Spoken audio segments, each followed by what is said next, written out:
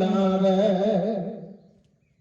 એ માથે ચાંદો ને સુબત આપે તે દેવતા મંદિર સંગવારી માત ના રે દુખીરા આવીને મારી તેલ હે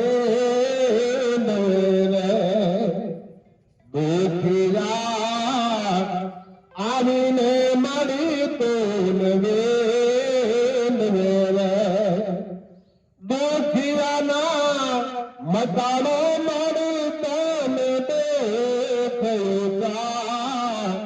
મંદિર સંગવારી બાપ ના રે એ માથે ચાંદો ને સુરત આપે તે દેવતા મંદિર સંગવારી બાપ ના રે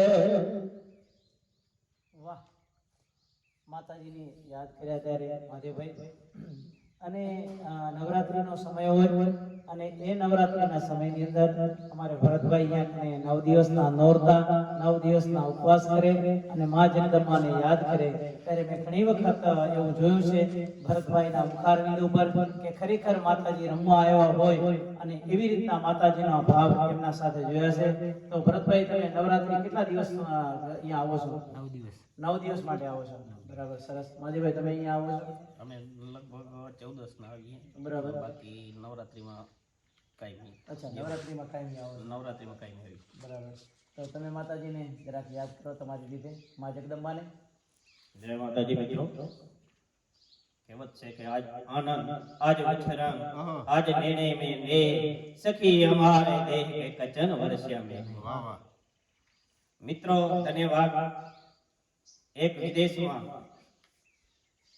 રહેનાર વ્યક્તિ અને ચોબારીના ખૂણે ખૂણે ઇતિહાસ જે છે એ દરેક ઇતિહાસોને ઉજાગર જગાડનાર એક બ્રાહ્મણ ભરતભાઈ અને ખરેખર ભગવાન શ્રી રામને કર્મભૂમિ યાદ આવે એવી જ રીતે આપણા ભરતભાઈને ચોબારીની કર્મભૂમિ જન્મભૂમિ યાદ આવે અને તમામ સ્થળો ઉપર જઈ અને દેવી હોય કે દરગાહ હોય કે મંદિરો હોય અને જે જે ધાર્મિક સ્થળો એ ધાર્મિક સ્થળોની મુલાકાત લઈ અને ખૂબ ઉત્સાહ આ જગતની માલિકો વીણે છે એવી મા ભગવતી 9 લાખ લોગરિયાની ધર્મની દજાવાળી આ જોગમાયા એના ચરણોમાં જે રંગોરીએ મારી 3 કિલોમીટર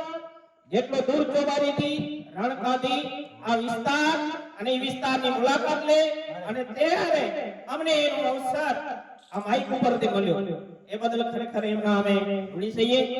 કારણ કે ભગવતીઓ તો આદિ અનાદિથી જાગતી હતી ભેરિયા વારીઓ અને 9 લાખ લોગરિયાઓ ઈ કહેવાય છે. કારણ કે તમને ખ્યાલ નહીં હોય મિત્રો, ભૂતકાળની માલિક પર ઇતિહાસની વાત કરીએ કે ખડીર ધરાની માલિક પર બિરાજમાન માં ભગવતી સાંગવારી અને ઈ સાંગવારી જે સમયે ત્યાં ખડીરની બાજુમાં રતનપરની 2 કિલોમીટર અંતરે માં ભગવતી સાંગવારી અને ઈ સાંગવારી ત્યાં રબારી ગિનાતી અને રહેતા. ત્યાં વાવડી ગામ કહેવાતું મારાછરી અને વાવડી ગામની અંદર ઈ રબારી સમાજ રહેતો અને ઈ સમયની માલિક એક એવી સમય તુકા ગાયે મકોડા ભરખ ગયા ઈસ્ત્રી ભરખ્યા બાળ વેલો વરને લાખા ફૂલના આદ તારા દેહમાં પડ્યો તુકા.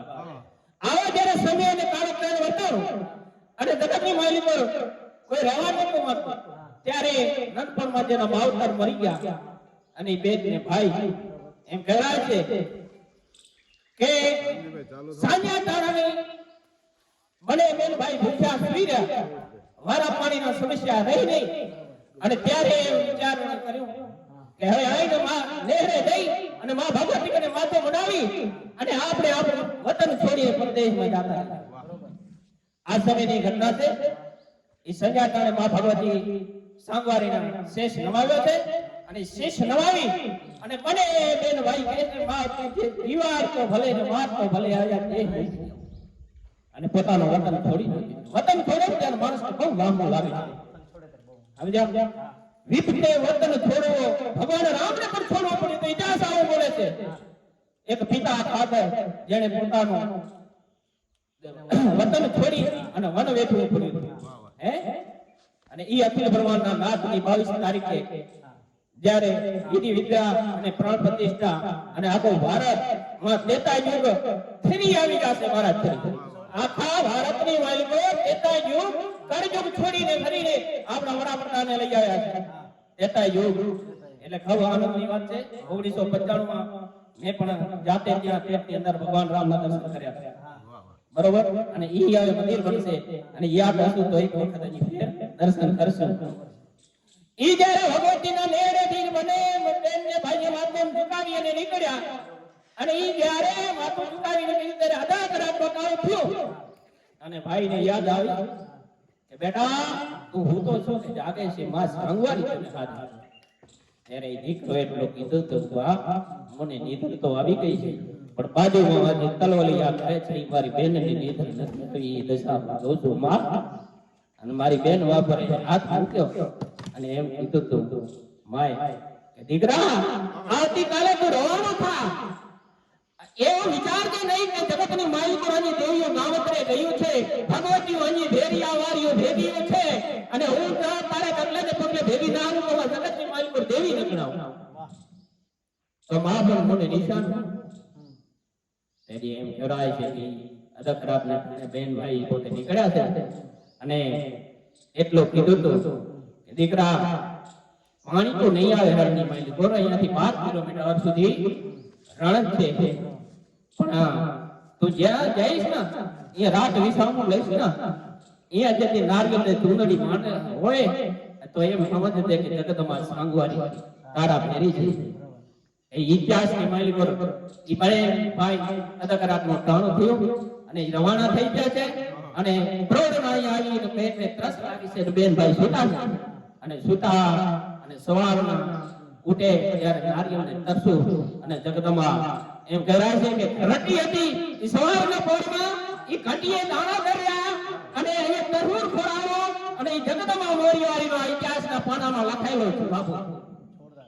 એવી આ જગદંબા 9 લાખ મોરીવાળી છે અને અમે એને યાદ કરી છે કે યાદ કરો તુજ માવડી આમ થતી મોરી